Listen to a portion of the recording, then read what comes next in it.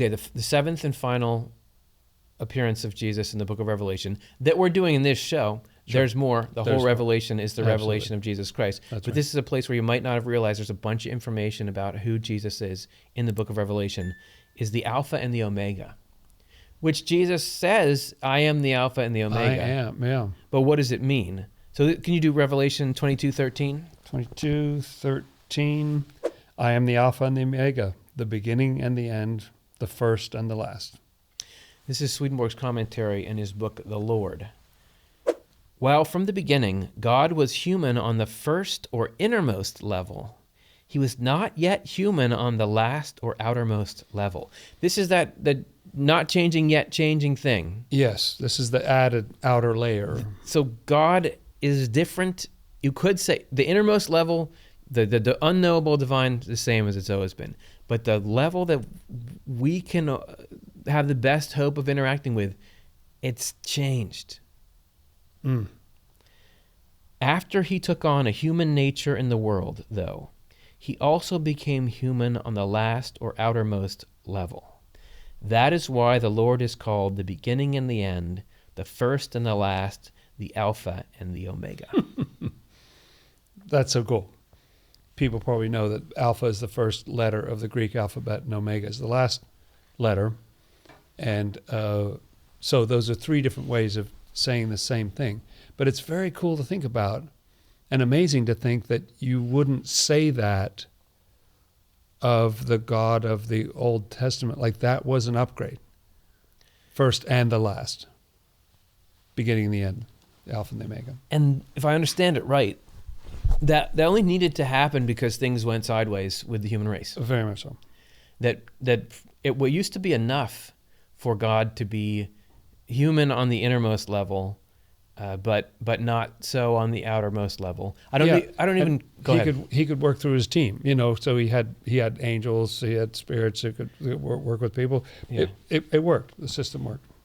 Swedenborg describes it as the way that God used to reach out to and interact with the human race was the divine human of God would come down through heaven, and through that heaven, through the people in heaven, somehow they would come into our thoughts, and by that way God could lead and shepherd the human race.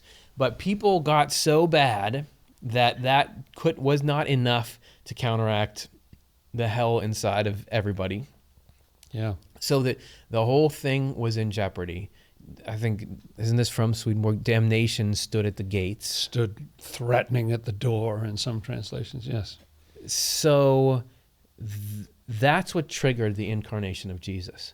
It wasn't that the divine itself was angry with the human race. No, you're not talking at all. about love itself, innocence itself, This is being pure angry love. with the human race. Yeah, no, but this is pure love. But it's a more powerful force than anger, which is love. You think about which is more powerful. If you are a parent and your kid does something that makes you really mad, if you're not a very good parent, which all of us are not at certain times, you might get really angry. Yeah. That's a force. Like, come on, you ruined this thing and I did this. Sure, and that can blaze up and it can be powerful.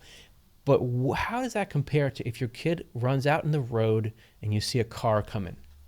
Is there any comparison between the power of that love? Like, I will jump out there and get hit by that car. That's right. Gladly so if I can push you out of the way. Right. That's what was motivating God. That is the power that made him say, I'm gonna come to earth right now. Yeah. Because you're in danger and I'm going to save you. I'm going to change who I am and I'm going to suffer everything I can because this has got to get fixed. That's what the incarnation of Jesus was. So I'm going to put myself in harm's way. I'm going to be right. It is exactly what it was God doing. This car, which is the hell in your heart and mind, is coming at you. I'm going to take the brunt of that. All the evil in people's hearts, that's going to come and hit me. Right. So that you don't destroy yourself. And so I can grab you and show you how to get out of there. Yeah. So that's what it is to be the first and the last, is not only am I up here, infinite, unknown, but I'm all the way right down here with you. I even went through all the stuff that all of you go through in a way that, in the same way that you go through it. Mm. So what does that tell you about who Jesus is? What does that tell you about, which is the same thing as to say, what does that tell you about who God is? What does it tell you about the character of God? Is God aloof? Is God proud? Is God uncaring? Is God's attention distracted and looking somewhere else and can't be bothered? What are God's priorities? That in that the Alpha and the Omega, you see Yeah.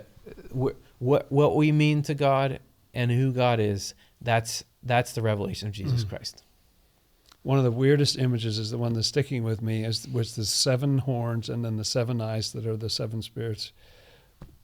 And the fact that that is absolute power, absolute knowledge, and being everywhere present in order to fix us from this very innocent, beautiful attitude of love and wisdom.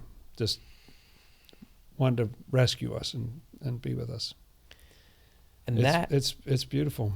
it is beautiful. And like we said, that's what's in there. That's what's in the book of Revelation. It starts out weird. It's like the hair, right? What is this weird thing we're tangled in? But you get through it and you see, that's just as beautiful as Jesus saying, Jerusalem, I want to gather you. Yes. Like a hen gathers her chicks. That's right. That is the verse Jesus wept. Yeah. It's right in there. Right. But it's telling you that in a spiritual, symbolic way, because that's a language that can convey even more meaning once you know how to speak it. Yeah. And it's so kind as to even put in its own symbolism that its own symbolism is weird. That's right in the image. Yeah. that it's got strange hair, so to speak. I know how this is going to sound. There's a self-awareness in there. There's an awareness of how people are going to misuse this and mistreat it. Yep. But stay focused, and we're gonna get through this.